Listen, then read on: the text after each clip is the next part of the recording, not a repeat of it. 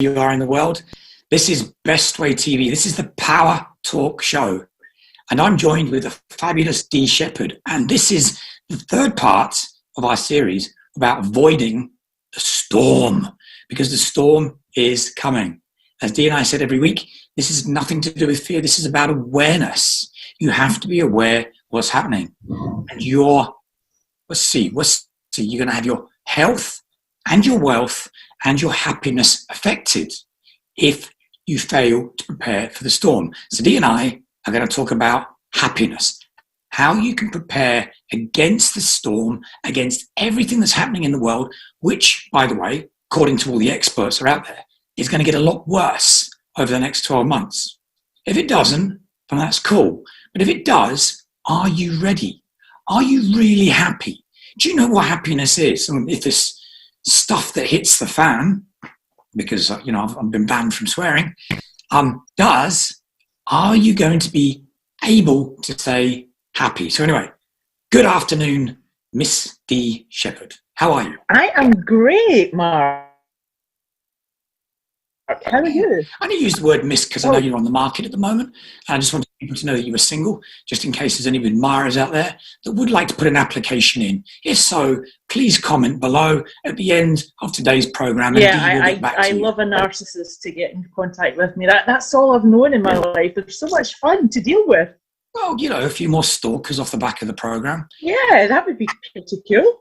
Anyway, to kick things off, Dee set me a challenge before the program and asked me, right, what makes me happy, right? So obviously I'm an expert at being happy. So Dee, what about this? Is that okay? How much did you drink? All of it. When? Last night. Look. Is that okay? Can I have vodka? Can vodka make me happy? Well, in moderation. What about gin then? Because I drank this afternoon. It's a very good brand, by the way. Excellent. But they're all kind of sailor-like, aren't they? Yeah, actually. It's kind of like, yeah. So you asked me what makes me happy, right? My tape measure, right? And you are approximately 2 inches. You're excellent. 2 inches, right? So it's a mini D, right? This makes me happy, right? A peg makes me happy because, see my hand, it's very limp. But if I put the peg on, it holds it up. It's genius, isn't it? It's genius. You're looking around, you find tens of things that make you happy, right? So I then found this stuff, right? This is the gel that you freeze. Right? Yeah. You put with things to keep them cold. So this makes me happy as well, right? And then I was at the shops, and this guy gave me, he charged me a lot of money for it. It's a left-handed screwdriver. A left-handed one? That really makes me happy because I'm the only person in the world that's got a left-handed screwdriver. That's amazing. And then there was this. Do you know what this is? It's the hammer. No, it's a hammer 4. I got sold this as well. It's a hammer 4. A hammer 4? Hammer for what? Well, what's a hammer for? A hammer 4 is a hammer for knocking nails. And then my favourite thing that makes me happy was this shiny thermal, I actually thought it was a hat, right? Because it made me really happy if I had a new hat. But then I realised, this is genius, right? You can put cold things in this, and it keeps them cold, and you can put warm things in, and it keeps them warm. That is quite genius. My question for you is, how does it know what to keep cold and what to keep warm? That's the thermal, whatever it is in the science, it does that for it, Mark. Right. And I've got one last thing, and it's especially for you, right? Oh, I look forward to this. It's going to make you very happy. So I got some tape, right? I know how you like this. And this is to make you happy. So for the rest of the show, you're going to have to do it on your own. I love it, Mark. That's fantastic. You've got to do this on your own because I can't speak. Yeah, I can see that. Right, on you go. Continue. Now that we've got the show without Mark and we can just see him, if he keeps quiet, that'll be really good. So, happiness. Where does happiness come into your life, and how do we get happiness? I can't feel anything either. By looking at Mark on the screen. Oh, that smell. This makes me really happy in case there's a bad smell in the room. You interrupt and I can't talk. No one will hear. Carry on. Okay, so Mark, are you going to play? Are you going to take your tape off? No, it's your show. It's the D show. Right, you can continue without me. Okay, right. Happiness. Where does it come from? It doesn't come from the things that Mark was showing us, the left-handed screwdriver and all the super cool new hats and the alcohol, the vodka and the gin.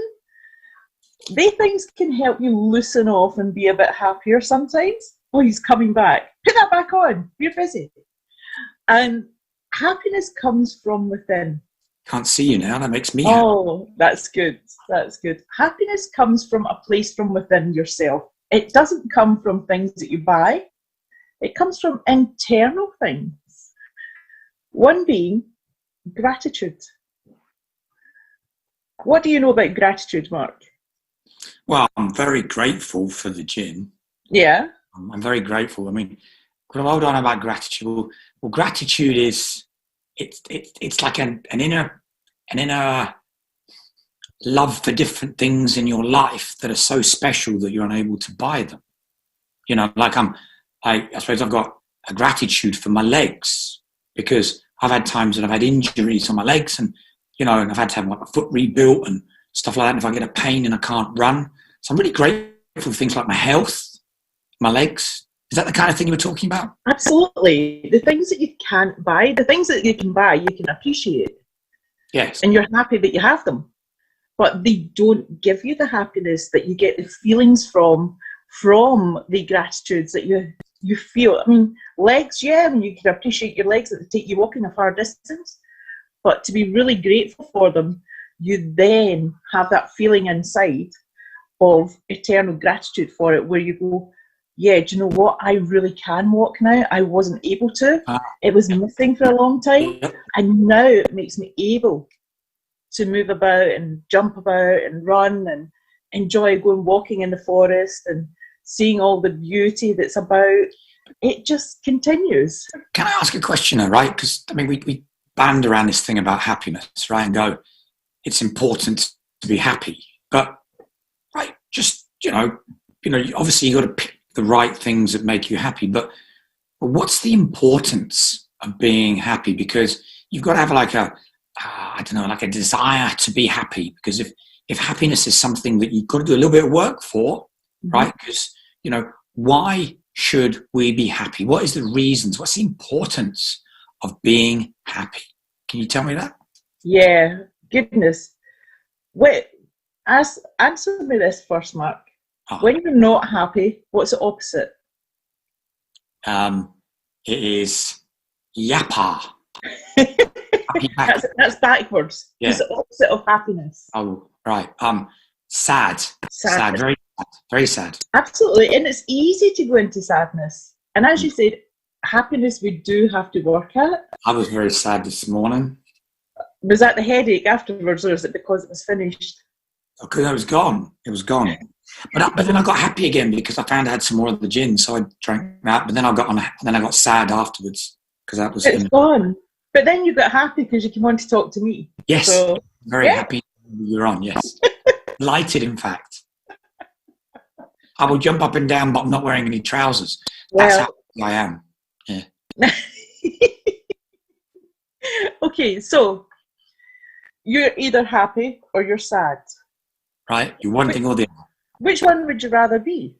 Oh, well, of course I'd be happy every day of the week. Yeah, but you have to work at that. Because if not, when you're sad, it can bring on a lot of illness. It can bring on depression. It can bring on a lot of anxieties when you're sad. Yeah. Because negatives bring on more negatives. So the kind of thing like if I'm sad, I'm focusing on sad things. Sad events happen to prove that I'm sad. And then I get sadder because of the sad things and because of the sad things. And I get maybe a bit more kind of illness or susceptibility to being ill. So I get sad because I'm ill, and now I'm sad because I'm sad. I'm also sad because I'm also ill. And because I'm ill, because I'm sad, then I get sadder. and then I just go and watch sad TV, which makes me sad. Yeah. I think. That's kind of the plan, yeah. Yeah. But what would you rather be, sad or happy? Oh, happy. Yeah. Be happy. Right, so how are you going to do that if you were all that sadness? How are you going to do the happiness? How am I going to do the happiness? Well, I suppose for me, I probably want to find things that made me laugh. Yeah. You know, chatting to you makes me laugh, right? But I'm unable to chat to you all the time. But I could find things on television that made me laugh, right? There must be comics and things. Thing that came into my head was, I saw at Christmas time, The Magnificent Men in Their Flying Machines, filmed like way back, that made me laugh, because it was terribly posh people, flying very high, they're putting on the goggles. Anyway, right? So they did. Yes, we can fly terribly high. Yeah, it's splendid up here in the sky. What? Look, there's my slave down there. Hello, slave. Hello. That was very funny. I've not seen that in years. Oh, neither did I. It was brilliant. Absolutely brilliant. And then the Pink Panther, the old ones, the Pink Panther, that makes me laugh. Him and Kato kept on attacking him from different places. That's what I'm going to do, right? When we finished with this lockdown, so 3 years from now, right? You can be Peter Sellers and I'll be Kato, and I'll jump out and I'll attack you. Right? When the police come along, I can say it was your idea, right? We can do that. But you can't. How come? We're recorded. Oh. No. No, it's your idea. Oh, no, I'm just in my kind of bubble world, right? When this thing's all finished. Cool. So happiness. Yeah. So what makes you happy? What makes me happy? Yeah. Goodness, waking up in the morning. I've got a brand new day every single day. Oh, that's a new day to do whatever I want with it. Within reason at this moment, right enough. But I can plan what I want to do in time to come. I can look forward to that. I can decide if I want to go for a walk or not go for a walk. I can decide if I want to exercise or not exercise. Okay. I've got masses of choice every single day. And that, to me, just lights me up and gives me so much joy. So should we then, the first thing we do when we get out of bed is actually, before we do anything, is actually kind of remember, what happiness is, the things that we're grateful for, and just kind of take that 5-10 minutes before we turn on the TV or, get stuck into the kind of like doing work or, I don't know, stuff with the kids and the mind gets fried.